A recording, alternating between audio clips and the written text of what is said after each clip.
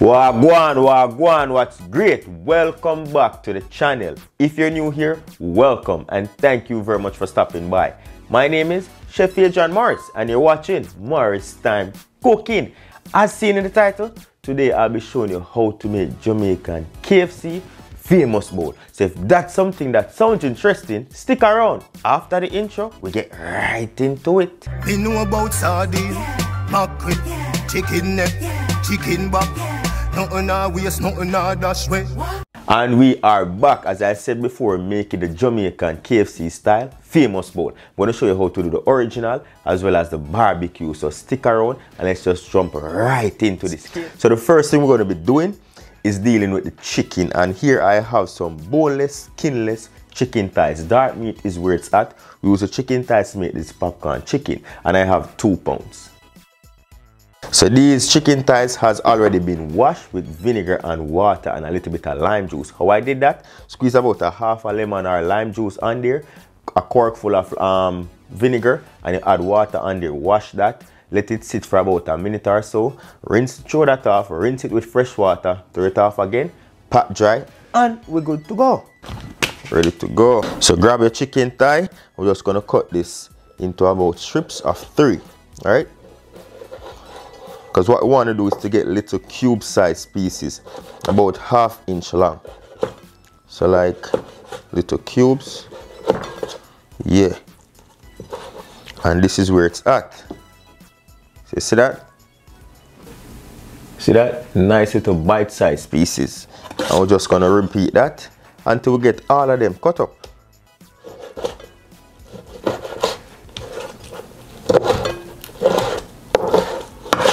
As the name suggests, popcorn.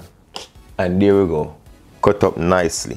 So now for the seasoning, right? 1 tablespoon of salt in the middle, a teaspoon of onion powder, a teaspoon garlic powder, 1 teaspoon of cayenne pepper, 1/2 teaspoon of brown sugar, 1/4 teaspoon of some dried thyme, 1/2 teaspoon of white pepper, 1/2 teaspoon of ground mustard, 1 teaspoon of dried oregano, 1 teaspoon of paprika for color, 1/2 teaspoon of black pepper, and that's it.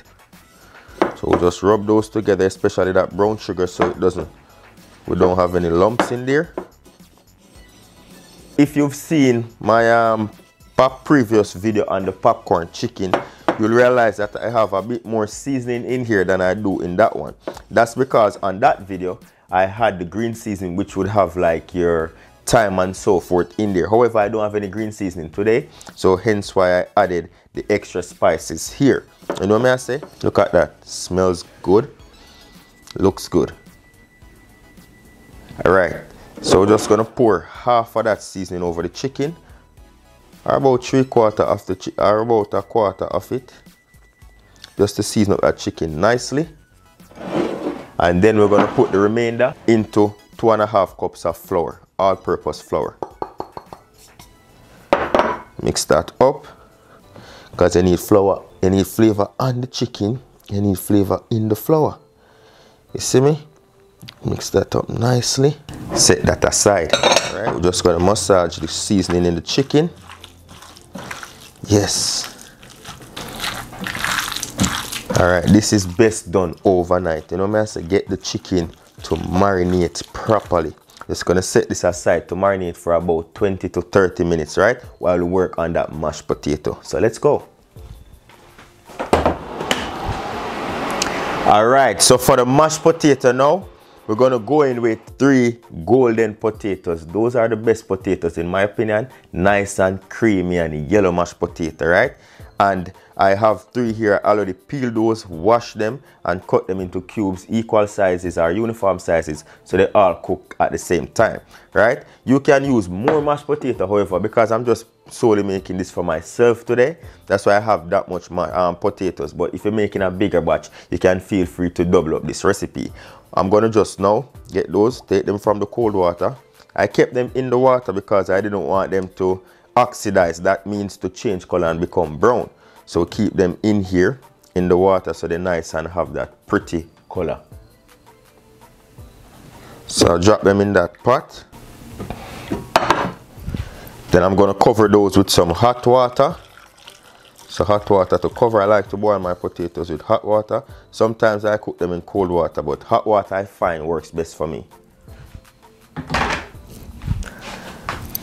And we're gonna season that with about almost a tablespoon of salt. I know you're gonna say, this is a lot of salt, chef. I like to season the potatoes from the water. You know what I say? Because I don't add anything afterwards. You can put salt to your salt tolerance. If you're hypertensive, then you don't want to use that much salt.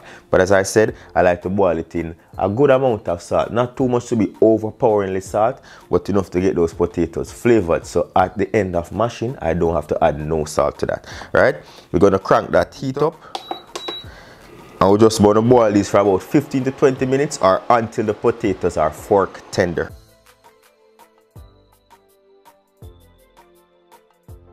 Our mashed potato is on its way, almost ready. We're going to get the popcorn chicken fried up. I'm not going to fry all of this popcorn chicken right now because I'm going to put some in the fridge for later. So I'm going to do about half the amount of this.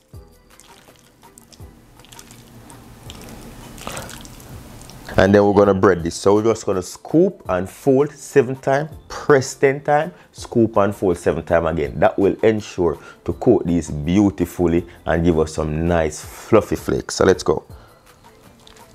And while I scoop and fold, you're just going to use your fingers to separate those so they don't stick to each other. Nice. Wow. All right. Then we're going to press those down like so. Scoop again. Nice. Beautiful. Grab ourselves a clean container, and then at KFC they use a basket to just get all this flour off. We're just going to use our hands, open our fingers up so that the flour can pass through, just enough so the flour can pass through and these popcorns won't drop through, right? So it's going to go back and forth like a seesaw motion, like so. And that will help us to create nice light flakes and to remove the excess flour. Just gonna add that in a clean container and repeat. And that's what we look like. Alright, so now I have here a basket. I'm gonna use this basket right here, and we'll just have some room temperature water. So with a handful, I'm gonna go in the basket. I'm not gonna overcrowd this. So half the amount of this breaded chicken is what we're going to do at a time, because overcrowding it will make them become soggy, and we don't want them to become lumpy. So dip that, submerge it under water gently, pull that up, allow the excess water to drip off. Then we're going to go in for a second coating of breading. Shake. And the basket helps to prevent our hands from getting wet versus me putting everything in the water, because wet hands in the flour will cause a lumping, right? So fully drained into the flour. And we're just going to repeat step 1, scoop and fold 7 times, press down 10 times. Smells so good. Beautiful. Create those nice light flakes. Look at that. Labor of love. And you're going to ask me, chef, why not egg? Trust me, the water alone is good enough. You know what I say? The water is good enough to get them nice and crispy. It's just the techniques. And I'm showing you right now. In the last video, I used an egg, right? You can if you want to, but if you don't have the egg, no need to. Seesaw motion, and this will help to create those light little flakes.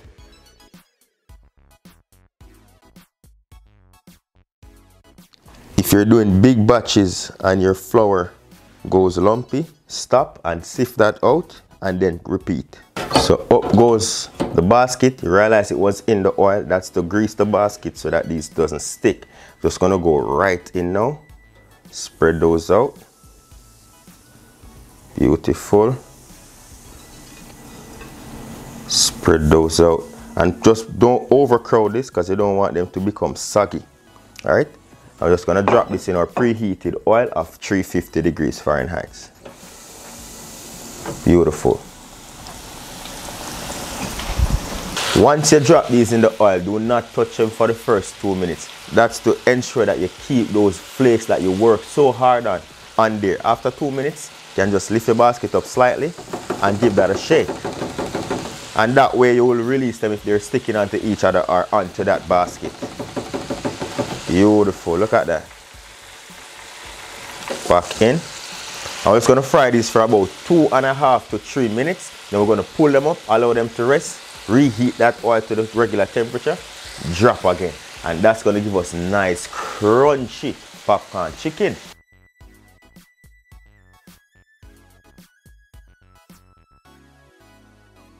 Alright, pull those up and allow our oil to heat back up to 350 degrees Fahrenheit. That's going to give us color and crunch.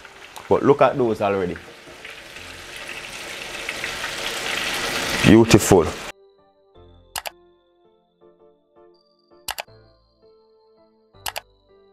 So the oil is up to temp. Drop them back again. That's going to give us that nice crunch as well as that golden color.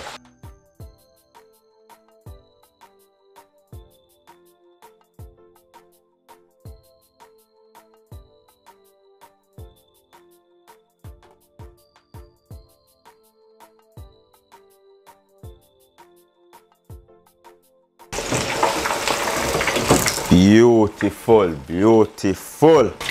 Look how beautiful those are. All right, now it's time for the crunch test. Listen, listen.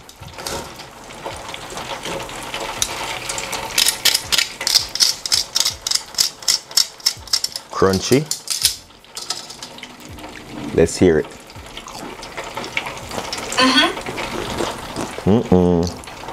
Feel like I'm gonna start eating out these out before it's finished.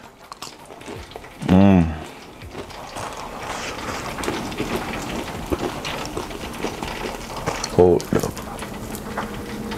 Hold up. See that?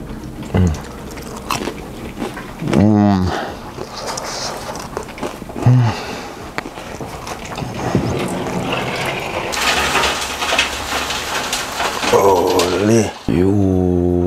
Beautiful. Our mashed potatoes are done just in time. Drain that excess water off. Put that over in a different bowl. I'm gonna grab my potato ricer. This gives you the perfect mashed potato. So let's go. Remember, those potatoes were boiled in the salted water, so there's no need to flavor them further. And we're just gonna crush these.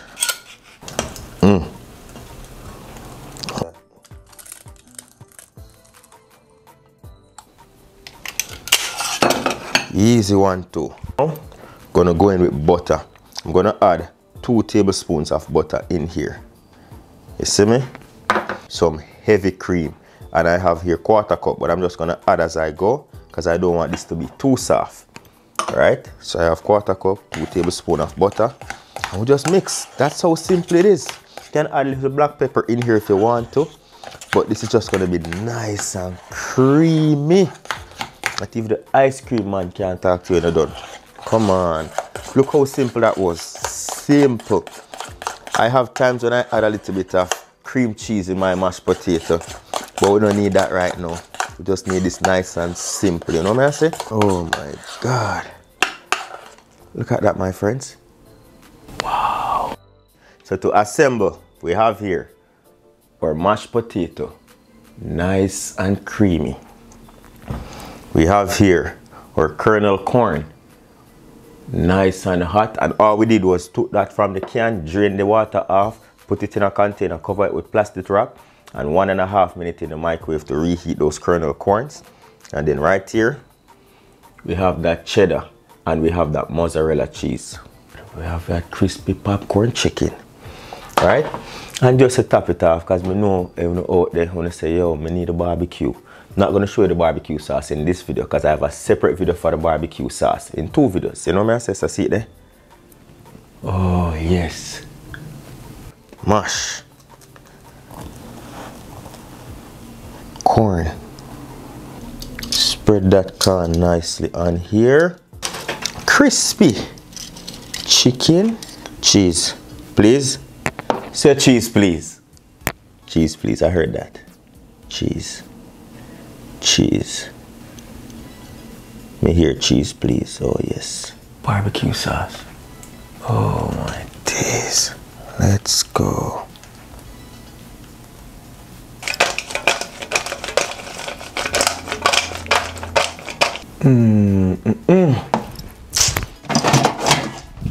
This man in to my air fryer. Cook these up for about 2 minutes. Let's go, let's go, let's go.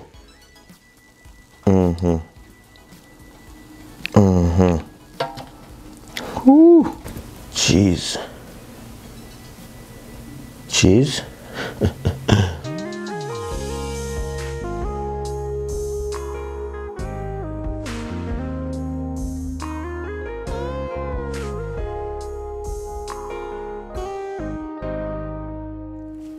Where KFC bowl with fork or spoon.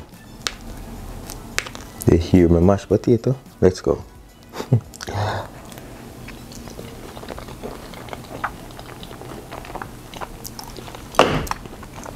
Don't ramp with the chef.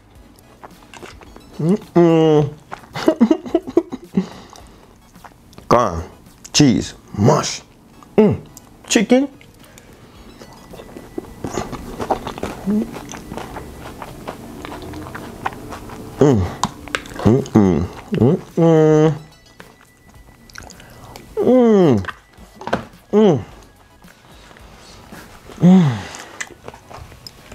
Listen to me.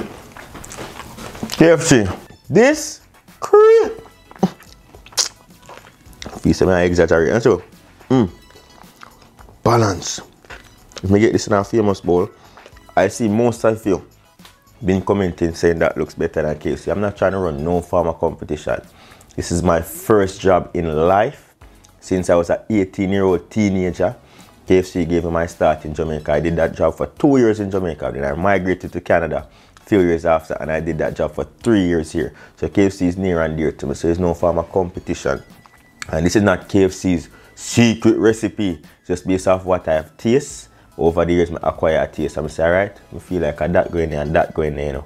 I'm just make these videos for now and try them at home and it work. You see, I'm not come and tell you, say, the Colonel hand give me his secret recipe. No, I just ate these things while I was working at KFC over the years. I know what they should look like, and I know how to cook. So I'm like, you know what? Let me try and recreate these recipes to the people. And I love it. You know what I say? When I try them out at home and I tell them say it's amazing. That barbecue sauce, as I said, you can find a separate link for it right there. Spectacular. Up next is the gravy. I'm going to show you how to do the biscuit and the coleslaw. So stay tuned, brother. So if you did enjoy this video, don't forget to give the video a thumbs up. If I provide you value today, subscribe to the channel because there's many more where that came from. And if you just love the vibes overall and you want to support me and this kitchen, just hit the thanks button. You see me? You can also feel free to donate via PayPal, Morris Time. Cooking, you know the vibe going on. But we're on our way to 1 million subscribers and I need you to help me. So share this video to a friend, tell a friend to tell a friend, and you can check out the page for the KFC series and you'll find over 7 recipes including this one. So once again, thank you very much for the love. You know me I say, big up on yourself for Uno and the fuel to make this a run. So I have to big up all the time. Enough love, Morris Time, as I see me. And I know it's now November, so it's Thanksgiving around the corner. Or Thanksgiving has passed based on when this video is out. But check out the Christmas. Oh, whoa.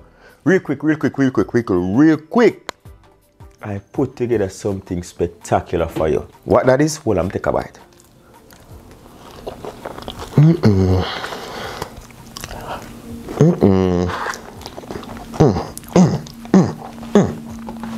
Well,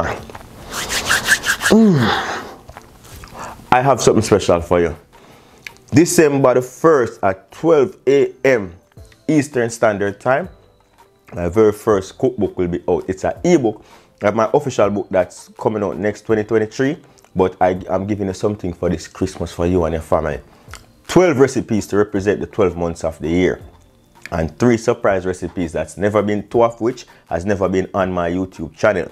So go over and subscribe to the channel. Follow me on Instagram so you know when I post that recipe book. It will be out on the 1st of December. It's called Morris Time Cooking, Jamaican recipe, Christmas Jamaican recipes. This is what it looks like. I put a lot of work in this just for you. So you always been asking me for something for the Christmas. You know, say you have your fruit cake, you have your cereal, you have your... Listen to me now, man. Check it out. Support your boy. You know where I'm forward from. And you don't know the thing go. Until next time, you know. Safe travel upon the gravel. And go and big up on yourself.